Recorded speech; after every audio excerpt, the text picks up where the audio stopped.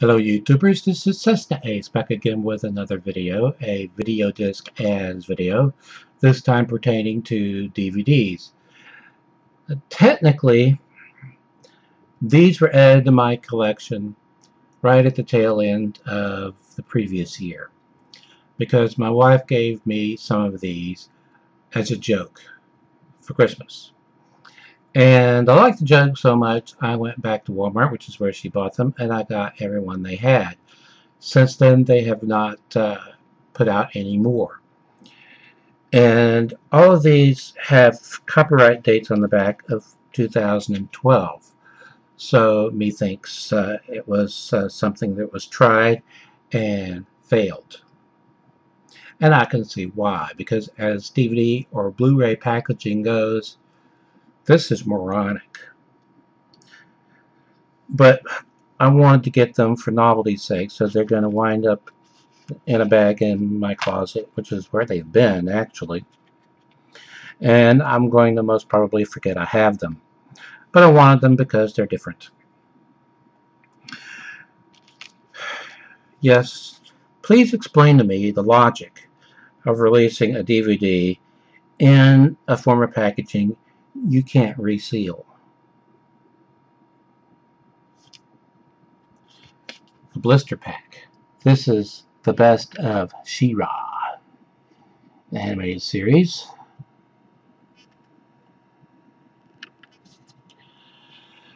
Running time 120 minutes. These are region coded, and they were all released by TGG Direct, who has been a distributor for MGM, although MGM's main distributor of DVDs and Blu-rays is 20th Century Fox on the occasions when MGM isn't distributing themselves. TGG Direct also is or was a distributor for Hearst Entertainment titles. And I've got a number of those in slim cases. And I actually enjoy collecting DVDs in slim cases. I have hundreds and hundreds of them. Some of the companies that used slim cases: Hearst, PC Treasures, East West, the one and only Digiview. And you know who has started using them recently? Warner Home Video. Yes, I guess they've decided to abandon these snapper cases nobody liked and have gone to slim cases for their budget titles. I did show the back of this one, didn't I? They don't have catalog numbers or anything on any of these. Just UPC numbers. And moronically, many of the titles share the exact same UPC number. These are region coded, they say, for region 1, obviously. Okay, this series, television series, was one of 3 sitcoms that were interrelated. They all 3 were on network television at the same time, not the precise time, but they were all current shows at the same time. And you would see characters from the first series on the second series, and you would see characters from the second series on the third series, and you would see characters from the third series on the first series, and you would see characters from the third series on the second series, and all that. I think all 3 shows were created by Doug Henning. Anyway, they were all canceled, even though they were highly rated. In fact, I think one of them was #1 in the ratings. But they didn't have the right demographics, and they didn't appeal to the type of audience that CBS was attempting to woo. So this series and the other 2 series and several other series went bye-bye.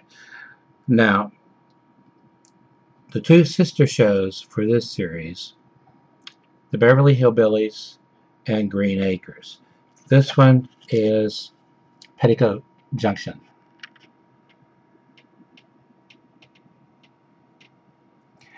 Which I actually like this show, A, because it's got a train in it, and B, the eye candy.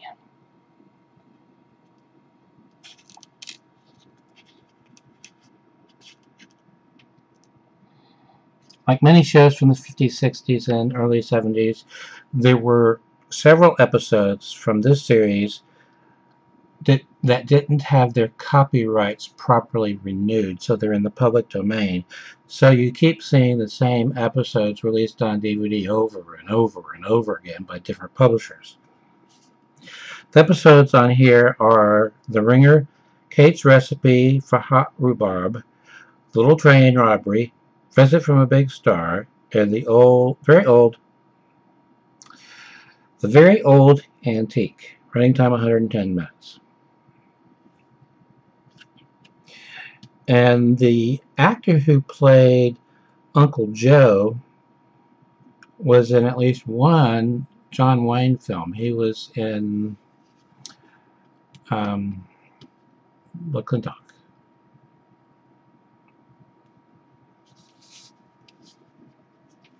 Talk about him.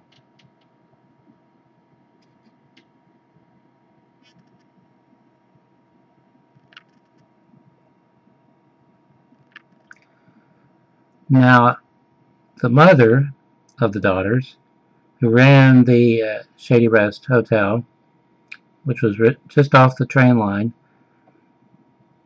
played by Bea Benaderet, who played, who was the voice of Betty Rubble on the Flintstones. And there was a character from Petticoat Junction who was played by Bea Benaderet, but she was from up in the mountains. And she was Jethro's, on Beverly Hillbillies, mother. Yepper. And there was at least one episode where Granny, the Beverly Hillbillies, calls the Shady Rest Hotel to get an update on what's going on there from that area. So, anyway. This is an animated television show from 1961. I have an episode on 16mm film. It's in beautiful condition. And the series was animated by UPA, the same animation house that produced Mr. Magoo. This is the Dick Tracy show. This releases the best of the Dick Tracy show. Now, strangely, the screenshots on the back are in color, whereas my print is in black and white. It might be a dupe print. I don't know. It doesn't look like a dupe print, though, because it's beautiful. So, I don't know. This was also a television series in the 60s, and like Petticoat Junction, had many episodes that weren't renewed properly, so you see the same episodes over and over again from various public domain publishers. This series was so popular that it spawned a spin-off series and a follow-up series, and to this day, if you have satellite or cable, we have satellite, if you're surfing around, you cannot go through all the channels and not find the show. At least that's been my experience, because there are several networks devoted to retro television, and Dish Network carries a lot of them. This is the Andy Griffith Show. Andy Griffith and Don Knotts. America's Sheriff, Sheriff Taylor. Little Opie, played by Ronnie Howard, as he was billed then. And everyone connected with the show, and a later series he was in, Happy Days, always commented how he was very interested in the way television worked. He looked through the camera lens. He was asking all the technicians how they did what they did, and so forth and so on. And I remember reading in the autobiography for Susie Quattro that Jerry Paris, who was a television director and also one of the cast members of the Dick Van Dyke Show, he came over to her and pointed to Ron Howard and said, "See him? He's going to be a big director someday," which proved to be true. Andy Discovers America, Aunt Bee's Medicine, Mountain Wedding, Opie and the Spoiled Kid, and A Wife for Andy. Now, the spin-off series was Gomer Pyle USMC, or as Gomer Pyle would say, United States Marine Corps, which is strangely how Obama pronounces it. At least I've heard him pronounce it that way on more than one occasion. That series, the pilot for it was a backdoor pilot. That is the last episode of one of the seasons for the Andrew Griffith Show. Featured only 2 cast members from the regular series, Andy Griffith and Gomer Pyle, the character of Gomer Pyle. It was about him joining the Marine Corps, and so Andy takes him up there and meet all of the characters that are in, or were proposed to be in that series. And that series sold. So all the characters that were in Gomer Pyle were seen in that backdoor pilot, if I'm making any sense. The follow-up series was called Mayberry RFD, and it started up right where the Andrew Griffith Show left off. In fact, the very first episode showed Sheriff Andy Taylor and his longtime girlfriend Helen Crump, who was a teacher, get married and then move away.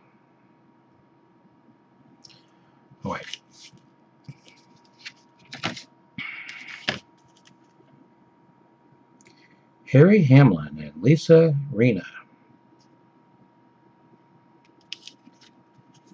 Sex, Lies, and Obsession. Obsession by Calvin Klein.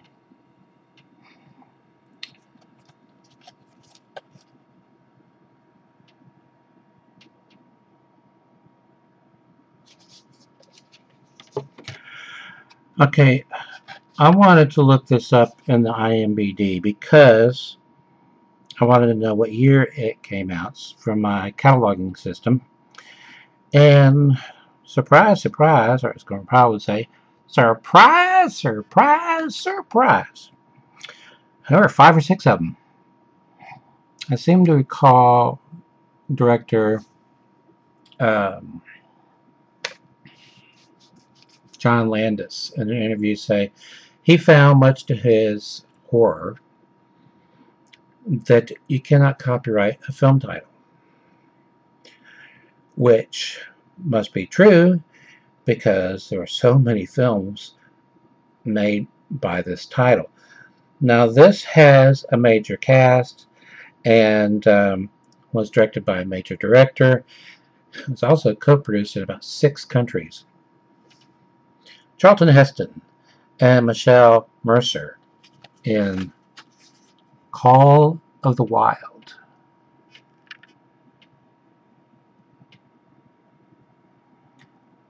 Now, the director in question, Ken Anakin, who also directed things like Those Magnificent Men and Their Flying Machines, and its follow-up, Those Daring Young Fools and Their Jaunty Jalopies, which was its American title. It was known everywhere else as Monte Carlo or Bust. which is also the name of the theme song during the opening credits and the end credits. Anyway, the studio wanted a title that sounded a lot like Those Magnificent Men and Their Flying Machines because it had been a hit. So, Those Dang Young Fools and Their Jaunty Jalopies. Also, Kinnigan directed for Disney, including the original version that they did of Swiss Family Robinson.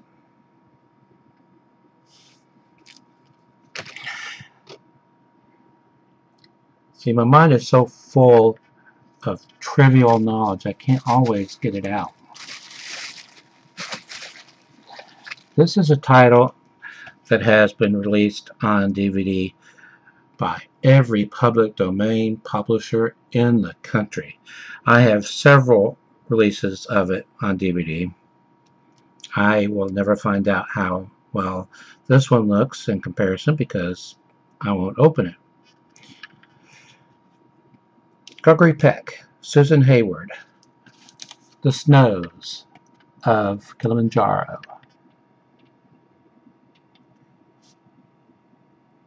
Of course, Hollywood likes to talk about how Gregory Peck was a major conservative through most of his career, and then after he retired, he repented and became a liberal. I'm not going to say any more than that because I've vowed in the past not to go political on this channel. It's about as political as I'll get. Plus, I have trolls, and you know they like to downvote anything that even remotely they don't like. This features Elizabeth Taylor and Van Johnson in the cast. It's a very pinkish cover. Pinkish. Try saying pinkish. Pinkish red. Last time I saw Paris.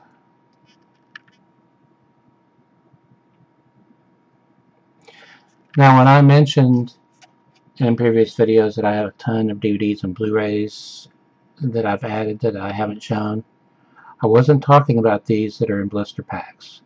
I wasn't even going to show them, but I figured, what the hey?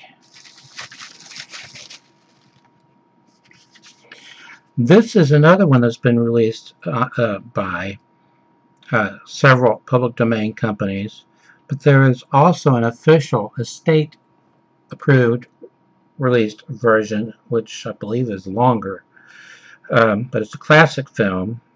It says here, an award-winning film. John Wayne, Maureen O'Hara, McClintock, or as one of the characters in the film keeps calling him, McClintock. Mr. McClintock.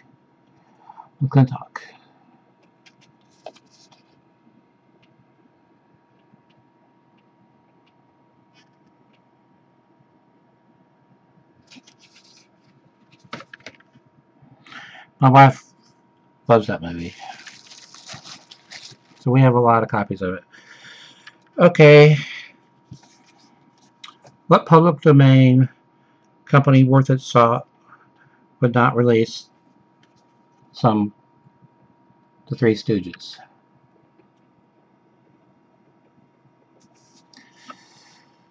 This includes Jerk of All Trades, first pilot episode featuring Shemp as the new Stooge.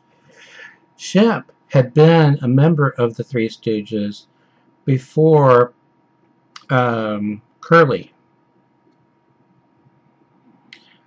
And the actor's real name, I don't remember his real name, but he was a star back then, and he made a lot of films, feature films.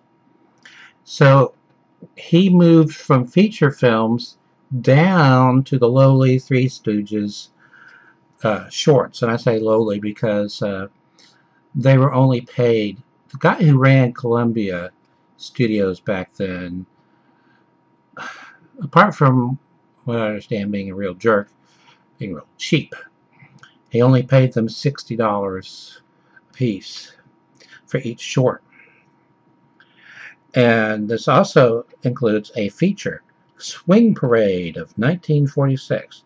Back in the 30s and 40s, there were a lot of films with titles like that. They had the year that they were released in them. Anyway, there's that.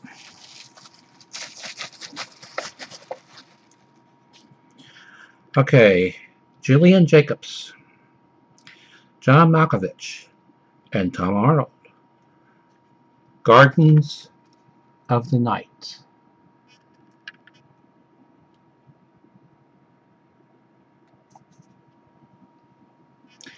This one has Spanish subtitles.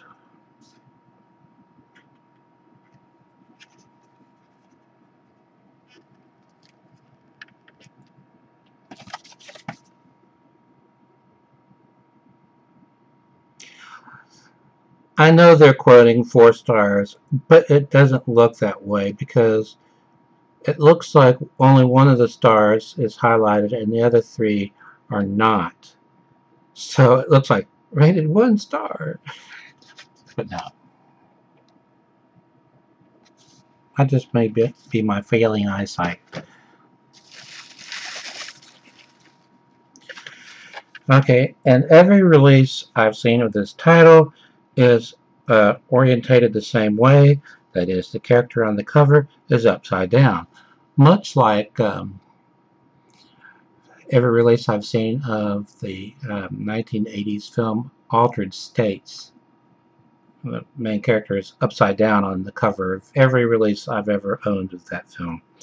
This is Rosario Dawson.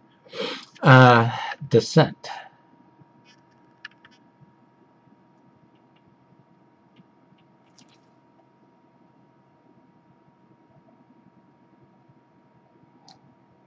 For some reason it doesn't look as compelling right side up. Looks stranger when she's upside down. How about that? And how about this? Anamorphic widescreen, 1.85:1, enhanced for widescreen TVs. And a 98-cent release. Okay, and finally, for these blister packs, is an Alfred Hitchcock film that I have so many copies of. I have a lot of copies on DVD, and I have a Criterion Collection release on Laserdisc. This is the 39 Steps.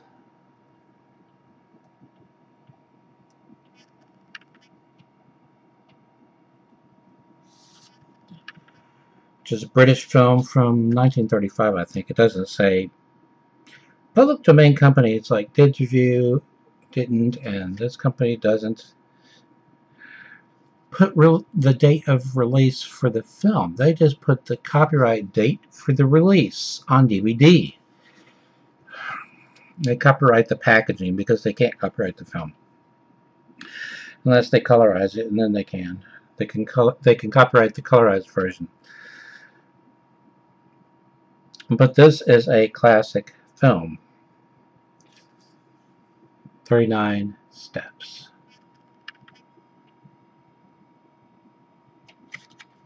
Okay. Now, I have a Laserdisc coming, and I have to thank Julian, of the administrator for the Laserdisc database, for filling me in on it. He sent me a private message, and he said, when I saw this for sale in Singapore, I immediately thought of you, and he included the link for it. It was an eBay sale, and the seller was in Singapore. See, Julian, you never know, because he could have been in Singapore, and I was in Singapore, and I saw this and thought of you. But anyway, the second I saw it, I said, I've got to have that. I have got to have that.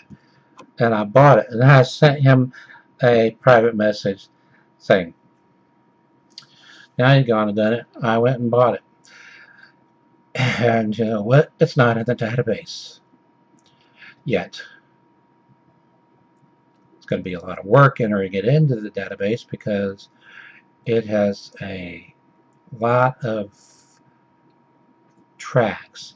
When it comes to, well, Laserdiscs that are comprised of songs or comprised of shorts or whatever, they want line by line entry in the format they use of every single one of them. And this has a lot of, should I say, songs. It's a Singapore release, and not only is it not yet in the database, but it's part of a series. It was volume 17 or something like that. And none of the volumes are in the database yet. And that still amazes me. There are 53,340, I think it is, Laserdisc releases in the Laserdisc database, and this isn't in there. So, anyway, enough of my babbling on. Until next time, stay awesome. And they were all released by TGG Direct, who has been a distributor for MGM. Although MGM's main distributor of DVDs and Blu-rays is 20th Century Fox, on the occasions when MGM isn't distributing themselves. TGG Direct also is or was a distributor for Hearst Entertainment titles. And I've got a number of those in slim cases. And I actually enjoy collecting DVDs in slim cases. I have hundreds and hundreds of them. Some of the companies that used slim cases: Hearst, PC Treasures, East West, Pachingos. This is moronic. But I wanted to get them for novelty's sake, so they're going to wind up in a bag in my closet, which is where they've been, actually. And I'm going to most probably forget I have them. But I wanted them because they're different. Yes, please explain to me the logic of releasing a DVD in a form of packaging you can't reseal. The blister pack. This is the best of She-Ra, the animated series.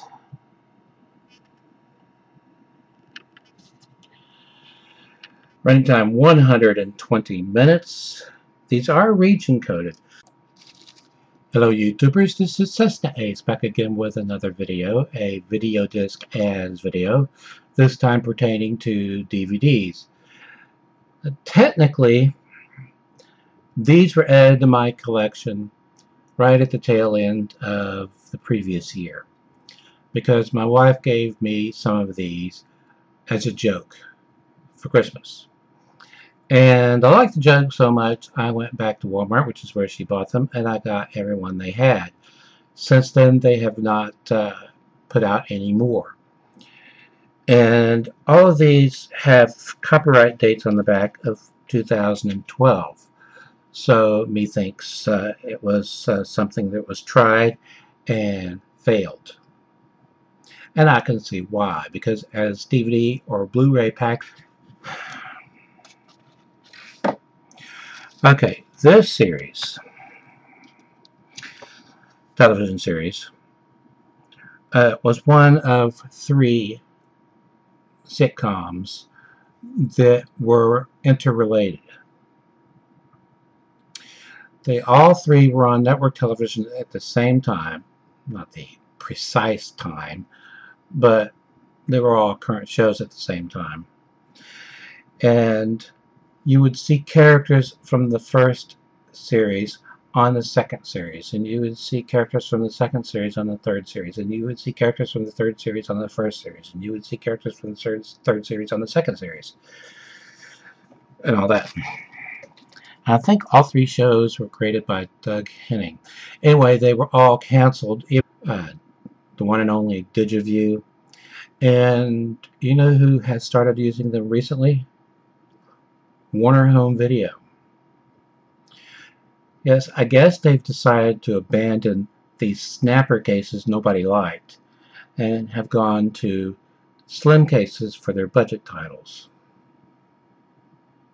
I did show the back of this one, didn't I? They don't have